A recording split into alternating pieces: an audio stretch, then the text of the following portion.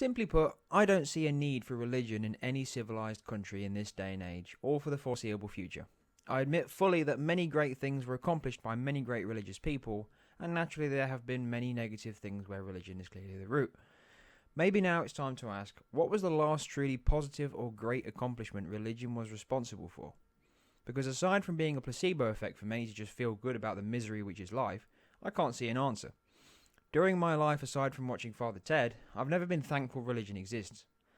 I'd like to make this clear that this isn't about ISIS or shitheads who kill people. No, do not take this video as an attack on religious extremists.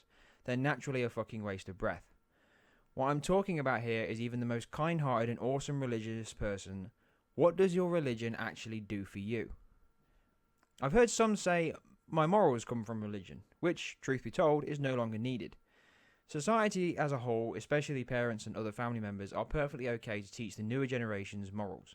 No need for magical bedtime stories. Sure, if you like, you can be thankful for whatever religion because of any positives in the past, but much like being thankful to your old baby teeth or an old pair of shoes, you really shouldn't have them hanging around in your living room forever. And likewise with religion, you shouldn't have it hanging around in your life forever, like some sort of baggage. As far as I can see, the negatives of religion in society as of today are, it divides people into groups. Us versus them, bad versus good, based on belief rather than opinions or actions.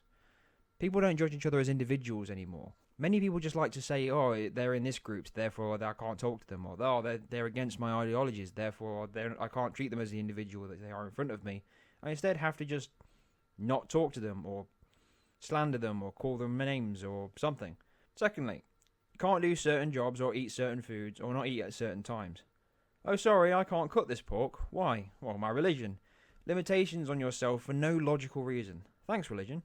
The placebo effect. It makes people happier because they believe in a lie. And that lie is that there's an afterlife. So they don't take life seriously, as to them it's not a big deal. It is. You only get one life on this earth and you should make every second count. It holds back progress. Science versus religion. It's an old dead conversation, but many seem to still demand it's a relevant one to have. Offence. Many religious politicians or celebrities, anyone with a platform really stir the hornet's nest by becoming offended, and it causes arguments and outrage over trivialities. Words such as sacred and culture get thrown around a lot when there are more important things in life to deal with. And sin. Speaking of important things, this is one of them. Those who believe they have sinned are far more likely to commit suicide because of it, and in some cases murder others who have sinned, as they believe they'll go to the afterlife anyway, so it's not a big deal to be killed or arrested for life. Guilt isn't a fun emotion. Why choose to have it? Why not just live in reality? Because the reality is sin is a man-made thing, and feeling bad for being born trans or homosexual shouldn't be a thing and never should have been. Now, a couple of the positives, well, though it did take me a while to think of any. Community. It brings people together and allows them to feel part of a community, which humans really like to be a part of, as they're social creatures and accomplish more as a team. However, there are downsides to this. People see others outside of the community as lesser or bad. Many refuse to see other points of view, perspectives, or even listen to reason when it doesn't align with what they already know, based on what they've seen in their narrow view of the world in their community. Charity. Everyone donates to charity, but religious groups tend to do it more actively and have regular events for it. Now, we could just spend all the money that goes into building and maintaining religious buildings on charities instead, but that's too sensible, I guess. Happiness.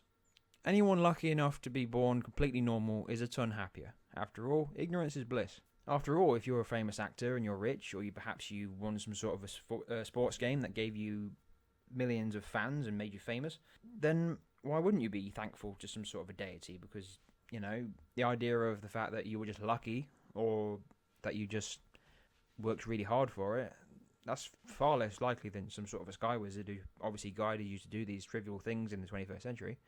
Money and power. I've been to the Vatican, didn't buy the t-shirt because their shops are garbage. Seems to be doing quite well for itself, though, from people who do spend money there.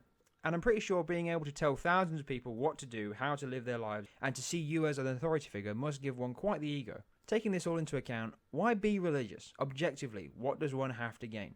Feel free to answer this in the comments. My tiny ant brain can't wrap myself around it.